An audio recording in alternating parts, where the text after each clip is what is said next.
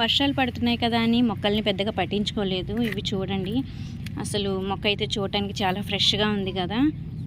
పైన అయితే అసలు ఒక పురుగు కానీ ఫంగస్ కానీ ఏమీ కనిపించట్లేదు ప్రజెంటు. సో అయితే నేనేం చేశానంటే, ఈ మొక్కలు ఎక్కువగా ఉన్నాయి కదా, చక్కగా 4-5 కుండీల్లో పాతి పెడదామని తీసానమాట. చూడండి అసలు ఫంగస్ ఎలా ఉందంటే మొక్క నిండా లోన రూట్ సిస్టంలో చీమలన్నీ రూట్స్ ఉన్న చోట చీమల్ని మిల్లీబగ్స్ పట్టేస్తాయి అనమాట. పైకి అయితే అసలు ఈ లీవ్స్కి వస్తే ఒకటి కూడా లేదు.